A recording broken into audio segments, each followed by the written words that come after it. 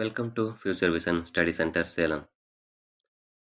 UG dead பட்டதாரி ஆசிரியர் நியமன தேர்வு தமிழ் பாடத்திட்டம் இயல் 5 தலைப்பு இயேசு காவியம். கடந்த வகுப்பிலே நாம் என்ன தலைப்பிலே கண்டிருந்தோம் என்று நினைவிருக்கிறதா? ரச்சன்ய மனோகரம் என்ற அந்த நூலை பற்றி கண்டிருந்தோம். அந்த நூலினுடைய பாடல்கள் எத்தகையதாக இருக்கின்றன? அந்த நூலுடைய ஆசிரியர் H.A. கிருஷ்ணபிள்ளை, அவரை பற்றிய குறிப்புகள் என்னென்ன? அவர் பணியாற்றிய இடம் எங்கு? அவருடைய ஆசிரியராக விளங்கியவர் யார்? அவருடைய பெற்றோர்கள், அவர் தொண்டு செய்த இடம், அவர் எந்த சமயத்தில் இருந்து எந்த சமயத்துக்கு மாறினார், அவரது குரு போன்ற தகவல்களை எல்லாம் நாம் கடந்த வகுப்பிலே கண்டிருந்தோம்.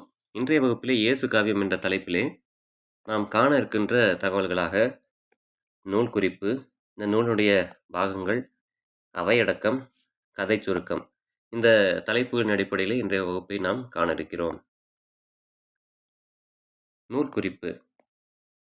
இயேசு காவியம் என்பது கவிஞர் கண்ணதாசன் எழுதிய ஒரு தற்கால தமிழ் காப்பியமாகும். இயேசு கிறிஸ்துவின் வரலாற்றை கவிதை வடிவில் கூறும் நூல் இந்த நூல். சுமார் 400 பக்கங்களை கொண்டது இது. இந்த நூல் கண்ணதாசன் இறந்த அடுத்த ஆண்டு, அதாவது 1982 வெளியிடப்பட்டது. ஆக 1981 இவர் இறந்தார். இவர் இறந்த அடுத்த ஆண்டு இந்த நூல் வெளிவந்திருக்கிறது. திருச்சி கலைக்காவிரி என்ற அமைப்பின் வேண்டுகோளுக்கு இணங்க கவிஞர் கண்ணதாசன் இக்காவியத்தை படைத்திருந்திருக்கிறார். ஆக இந்த நூலை யார் வேண்டுகோளுக்கு இணங்க இவர் இயற்றினார் என்ற அந்த பகுதியை நினைவு வைத்துக் கொள்ள வேண்டும். கலைக்காவிரி என்ற அமைப்பு. குற்றாலத்திலும் திருச்சியிலும் பல நாட்கள் அவர் தங்கியிருந்து கிறிஸ்தவ இறை இயல் அறிஞர்கள் பலர் உடன் இருந்து துணை செய்ய இக்காவியத்தை இவர் இயற்றியிருந்திருக்கிறார்.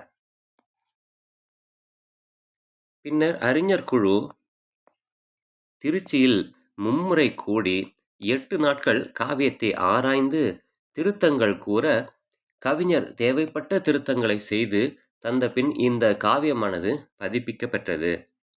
திருச்சிராப்பள்ளியில் 1882 ஜனவரி 16 அன்றைய தமிழக முதல்வர் M.G.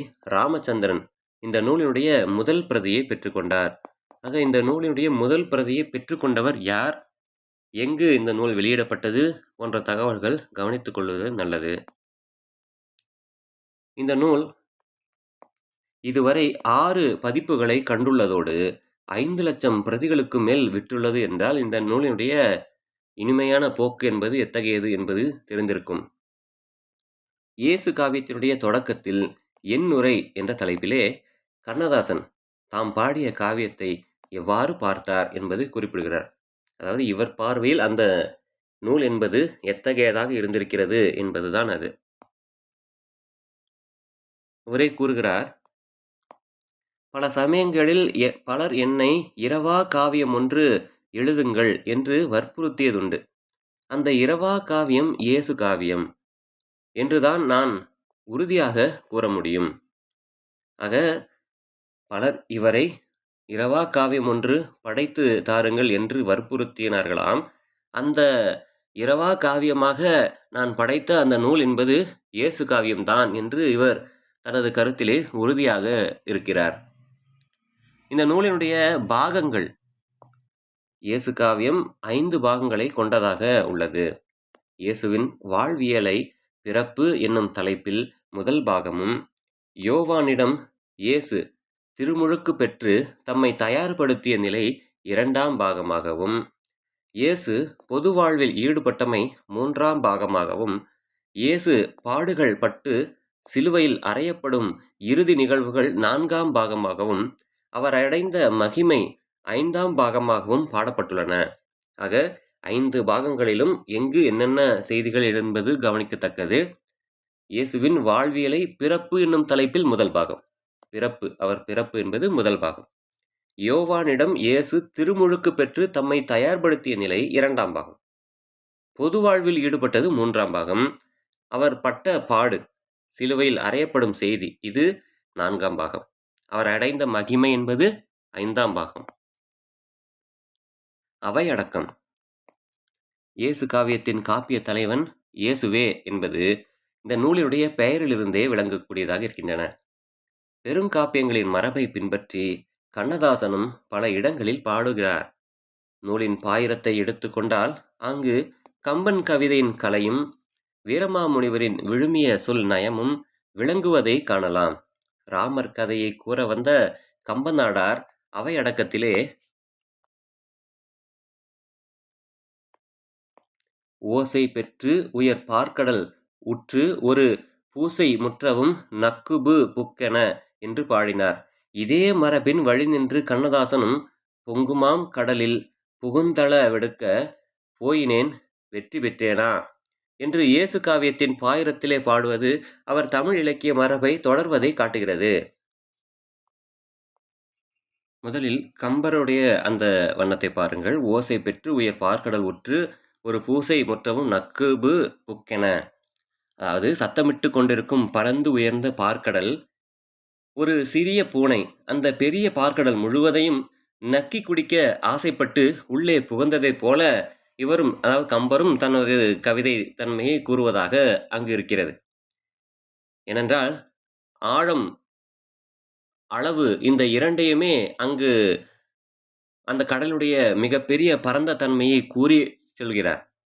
அதுபோல அந்த கடலை ஒரு பூனை நக்கி குடிக்க ஆசைப்பட்டு உள்ளே புகுந்ததைப் போலத்தான் அவர் இறங்கியிருப்பதாக அங்கு செய்தி. அதுபோல இங்கு கண்ணதாசனுடைய பொங்குமாங் கடலில் புகுந்து அளவெடுக்க போயினேன் வெற்றி பெற்றேனா, பொங்கி எழும் கடலினுள் சென்று அதன் ஆழத்தை அளக்க முயற்சி செய்தேன் அதில் வெற்றி பெற்றேனா என்ற அந்த வினாவினை எழுப்புகிறார். ஏன் தமிழின் நீண்ட இலக்கிய கடலில் ஆழ புகுந்து ஆராய முற்பட்ட அந்த கவிஞருடைய பணிவை இது காட்டுவதாக இருக்கிறது. கவிஞர் கண்ணதாசன் தமிழ் இலக்கிய மரபை பின்பற்றி இயேசு காவியத்தை இயற்றுவதற்கு முன்பு தன்னுடைய ஆளுமையையும் தமிழின் மீதான காதலையும் வெளிப்படுத்தும் தொடக்கமாக இவ்வாறு அவர் கூறுகிறார்.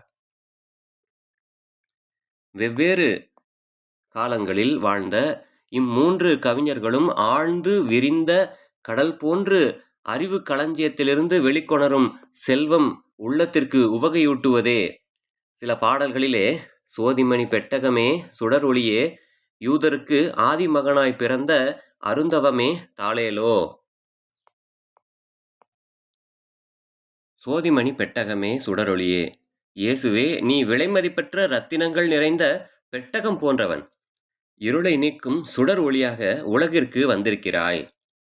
யூதருக்கு ஆதிமகனாய் பிறந்த அருந்தவமே, நீண்ட காலமாக யூதர்கள் எதிர்பார்த்து காத்திருந்த ஆதிமகனாக பிறந்த அருந்தவமே, பெருந்தவத்தினுடைய பயனே தாளேலோ.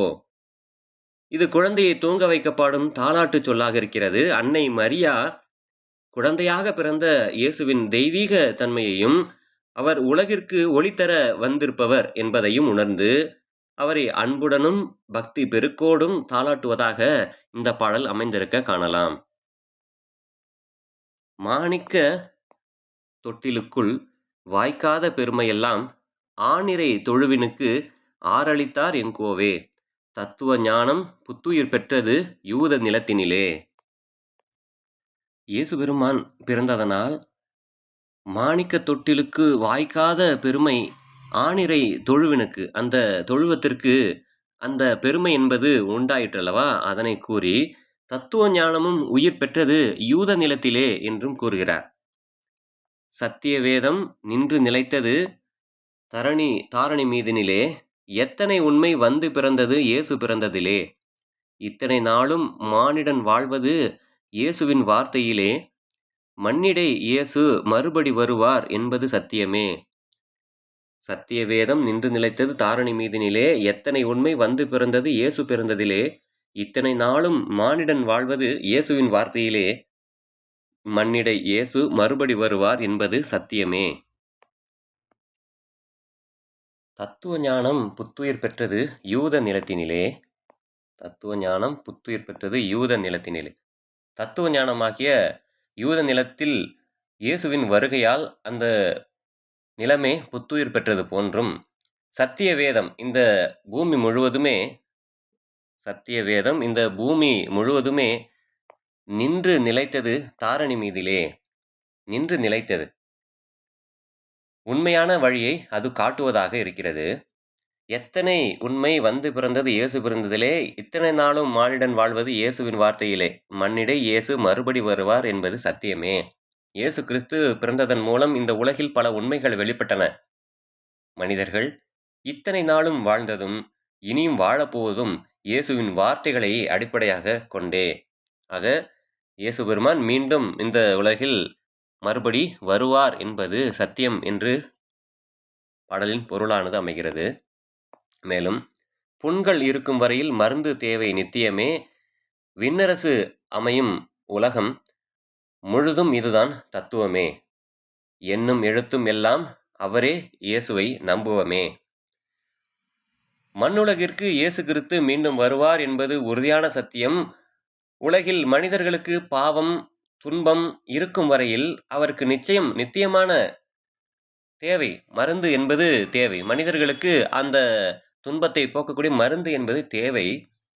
விண்ணரசு இந்த உலகம் முழுவதும் நிலைநிறுத்துவதே இயேசுவின் தத்துவம்.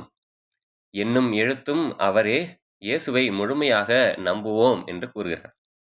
இயேசுவை மெய்யான அறிவு, நித்திய மருந்து மற்றும் உலகை வழிநடத்தும் ஒளியாக இந்த பாடல்கள் அவரை சித்தரிக்கின்றன. இந்த நூலுடைய கதை சுருக்கமாக பார்ப்போம்.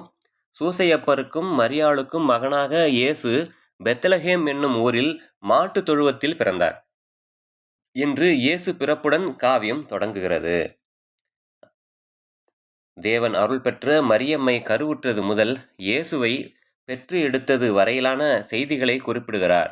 மேலும் இதுபோல் சக்கரியாசு எலிசபெத் என்கிற தம்பதியார் குழந்தை இல்லாமல் வேதனை அடைந்து இறைவனை வேண்டினர். ஆக சூசையப்பருக்கும் மரியாளுக்கும் மகனாக இயேசு பெருமான் பிறந்த இடம் பெத்லகேம் என்பதும் மாட்டுத் தொழுவத்தில் பிறந்தார் என்பதும், அடுத்தது சக்கரியாசு எலிசபெத் என்ற இந்த தம்பதியாருக்கும் குழந்தை இல்லாமல் வேதனை அடைந்து அவர்கள் இறைவனை வேண்டினார்கள் என்பதும் இங்கு கவனிக்கத்தக்கது. அவர்களுக்கு இறைவன் அருளால் அருளப்பன் என்கின்ற ஒரு மகன் பிறந்தான் என்கிற செய்தியையும் காவியம் வழி எடுத்துரைக்கிறது. இயேசுவின் பெருமை பிள்ளை பருவம் முதலே ஆலய சபையில் ஆரம்பமானது. ஏரோது மன்னன் குழந்தையை கொல்ல ஆணையிட்டுள்ளான் என்ற செய்தியை சூசையப்பர் தன் கனவிலே தோன்றிய தேவதூதன் மூலம் அறிந்து அவர் சொன்னபடியே எகிப்து நாட்டுக்கு பயணிக்கிறார். ஆக குழந்தையை கொல்ல எத்தனித்தவன் யார்? ஏரோது மன்னன். தேவதூதன் மூலமாக யார் கனவிலே அந்த செய்தி வெளிப்படுத்தப்படுகிறது என்றால் சூசையப்பர். அதனால் அவர் எந்த நாட்டுக்கு பயணிக்கிறார் என்றால் எகிப்து நாட்டுக்கு பயணிக்கிறார். ஏரோது மன்னன் பெத்லகேம் நகரில் உள்ள இரண்டிற்கும் கீழ் வயது உள்ள ஆண் குழந்தைகளை வெட்டி வீழ்த்த ஆணையிட்டான். அவனது படை வீரர்கள் வீடு புகுந்து ஆண் குழந்தைகளை வெட்டி கொன்றனர். மாபெரும் வஞ்சகம் கொண்ட மன்னன் மாரடைப்பால் மாண்டான். இந்த செய்தியை தேவதூதன் சூசையப்பரின் கனவிலே தோன்றி, ஏரோது மன்னன் மாண்டு விட்டான், இனி நீங்கள் எகிப்தை விட்டு இஸ்ரேலுக்கு செல்லலாம் என்று கூறுகிறான். அதன்படி சூசையப்பரும் மரியாளையும் குழந்தை இயேசுவையும் அழைத்து கொண்டு கலிலேயோ நாட்டில் நாசரேத் நகரில் குடிபுகுகின்றனர். ஏனென்றால் ஏரோது மன்னனின் மைந்தன் அர்க்கலா என்னும் கொடியோன் அங்கு இருந்ததனால். ஆக சூசையப்பர் மரியாளை அழைத்து கொண்டு இயேசு பெருமானையோடு எங்கு சென்றார் என்றால் கலிலேயோ நாட்டில் நாசரேத் நகர். சூசையப்பர் இஸ்ரேலுக்கு செல்லவில்லை என்ற செய்தியையும் குறிப்பிட்டு செல்கிறார் கண்ணதாசன். இயேசு வளர்ந்து 12 வயது நிரம்பிவிட்ட நிலையில் தன் தந்தையான சூசையப்பர் செய்து வந்த தச்சு தொழிலுக்கு உதவி செய்து வந்தார்.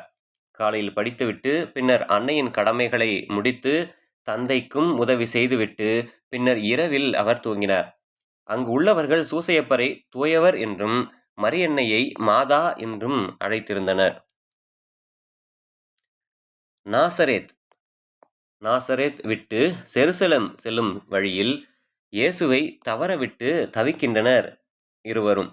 அப்போது அங்குள்ள தேவாலயத்தில் இயேசு வேதம் படித்து வித்தகர் நடுவே கேட்டு அறிந்தும் கேள்விகள் தொகுத்தும் தத்துவ ஞானத்தில் இருந்தார். இயேசுவை கண்ட தம்பதியர் மகிழ்ச்சி அடைகின்றனர். ஆண்டுக்கு ஆண்டு இயேசு வளர்ந்த அவ்வண்ணமே அருளப்பரும் வளர்ந்து வாலிபம் எய்தினார். அருள் மிகும் வாக்கும் அன்பும் ஞானமும் கடமை மிகுந்த கட்டளை குணமும் கொண்டவராக அருளப்பர் இருந்தார். எருசலேம் நகரில் உள்ள மக்கள் அவரிடம் ஞானஸ்நானம் பெற்றனர். மக்களுக்கு பல போதனைகளை அவர் வழங்கினார். ஆக இதுவரையில் பார்த்த இந்த பகுதியினுடைய அடிப்படையிலே ஒரு சில பயிற்சி வினாக்கள். இயேசு காவியம் வெளியிடப்பட்ட ஆண்டு. எந்த ஆண்டு இயேசு காவியம் என்பது வெளியிடப்பட்டது? சரியான பதில்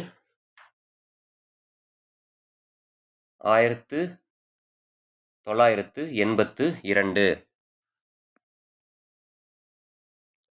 இயேசு காவியத்தின் முதல் பிரதியை பெற்றுக்கொண்டவர் யார்?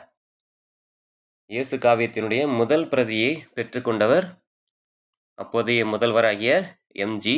ராமச்சந்திரன். இயேசு காவியம் மொத்தம் எத்தனை பாகங்களை உடையது? இயேசு காவியம் மொத்தம் எத்தனை பாகங்களை உடையது? மொத்தம் 5 பாகங்களை உடையது. சக்கரியாசு எலிசபெத் என்கிற தம்பதியாருக்கு குழந்தையாக பிறந்தவர் யார்? சக்கரியாசு எலிசபெத்து என்கிற அந்த தம்பதியாருக்கு குழந்தையாக பிறந்தவர் யார்? சரியான பதில் அருளப்பன். சூசையப்பரும் மரியன்னையும் எங்கு செல்லும் வழியில் இயேசுவை தவறவிட்டு தவித்தனர்? எங்கு செல்லும் வழியில் இயேசுவை தவறவிட்டு சூசையப்பரும் மரியன்னையும் தவித்தனர்? சரியான பதில் செருசலேம்.